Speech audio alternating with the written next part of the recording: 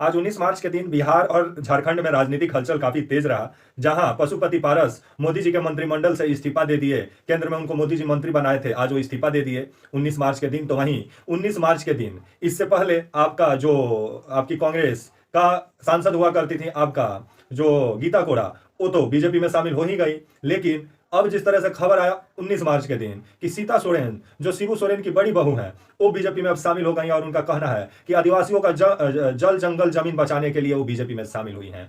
आइए इस तीनों विषयों पर विस्तार पूर्वक बात करेंगे। आप वीडियो में बने रहें, तभी आपको समझ में आएगा। नमस्कार, मेरा नाम विश्वजीत कुमार और आप देख रहे हैं वाक फॉर इंडिया न्यूज। 19 मार्च के दिन बिहार और यूपी में राजनीतिक हलचल काफी तेज रहा, जहां मोदी जी के मंत्रिमंडल से आज पशुपति पारस जो इस्तीफा दे दिए, क्योंकि जिस तरह से मोदी जी, एक समय था जब मोदी जी का जरूरत था पशुपति पारस का, तब मोदी जी उनको केंद्र में मंत्री बनाए हुए थे। लेकिन 2024 लोकसभा चुनाव में बिहार में जिस तरह से सीट शेयरिंग में उनको कोई वैल्यू नहीं दिया गया, पूछा नहीं गया, क्योंकि मोदी जी को लग रहा होगा कि चिराग पासवान असली जो रामविलास पासवान की पार्टी है लोजपा, असली जो मतलब हकदार है वो तो आपके चिराग पासवान ही है। ये तो तोड़ फोड़ करके चाचा केंद्र में मंत्री बन गए थे। बीजेपी को कहीं सर्वे बीजेपी कराई होगी और बीजेपी को यह डर सता रहा होगा कि अगर हाजीपुर से अगर पशुपति पारस चुनाव लड़ते हैं तो बुरी तरह से पशुपति पारस हारेंगे, क्योंकि हाजीपुर से रामविलास पासवान हमेशा जीतते रहे हैं और इस बार आपके चिराग पासवान आपका हाजीपुर से लोकसभा चुनाव लड़ सकते हैं। और अगर देखा जाए तो लोजपा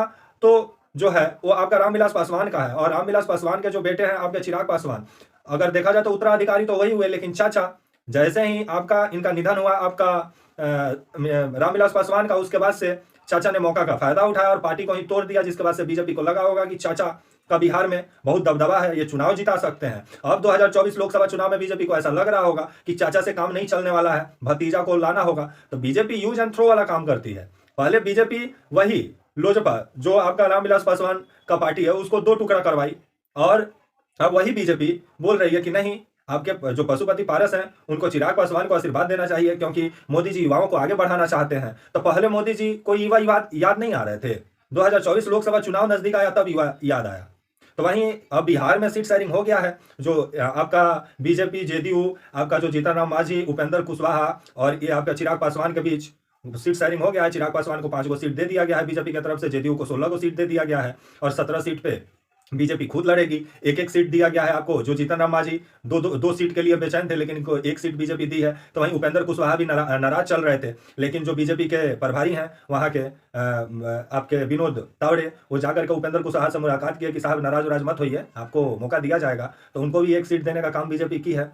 तो बीजेपी का बिहार में जिस तरह से बीजेपी जेडीयू और आपका चिराग पासवान और आपके उपेंद्र कुशवाहा और आपके जीतन राम मांझी के बीच में सीट शेयरिंग हो गया है। 40 लोकसभा सीट है बिहार में। तो वहीं अभी जो कांग्रेस हो या आपका जो लेफ्ट हो, आपके आरजेडी हो, उसके बीच में अभी सीट शेयरिंग का पेच फंसा हुआ है। सुनने में आ रहा है कि बहुत जल्दी जो इंडिया गठबंधन है वो बिहार में सीट शेयरिंग कर लेगा। तो वहीं जिस तरह से आपका झारखंड से खबर आ रहा है कि इससे पहले कांग्रेस का सांसद हुआ करती थी गीता कोड़ा, वो पलटी मार के चल गई आपका बीजेपी में।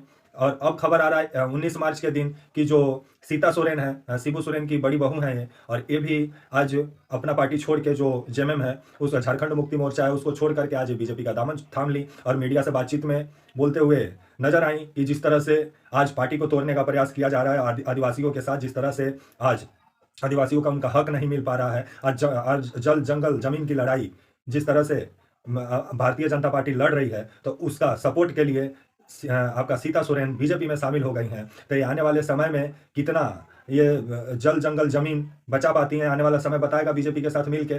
क्योंकि चुनाव आते आते ही सीता सोरेन को याद आया कि बीजेपी ही है कि जो आदिवासियों का जल जंगल जमीन बचा सकती है। इससे पहले सीता सोरेन को नहीं याद आया था, क्योंकि सीता सोरेन को लग रहा होगा कहीं लोकसभा चुनाव में ये सीट के लिए कहीं इनको यारमान लगा के बैठी होंगी कि कहीं इनकी पार्टी सीट देगी जेएमएम। लेकिन जेएमएम अंदर में ऐसा प्लान बनाई होगी, जो इनको भनक लग गया होगा कि इनको सीट वोट नहीं मिलने वाला है, जिसके बाद ये पलटी मार के बीजेपी का दामन थाम लिया। और बीजेपी को अभी चेहरे का जरूरत है आपका झारखंड में, और झारखंड में जेएमएम और वो भी शिबू सोरेन, जो हेमंत सोरेन के परिवार से आती हैं और बड़ी बहू है ये शिबू सोरेन की। अगर शिबू सोरेन के परिवार से कोई आता है तो इससे बेटर क्या होगा बीजेपी के लिए राजनीतिक दृष्टिकोण से।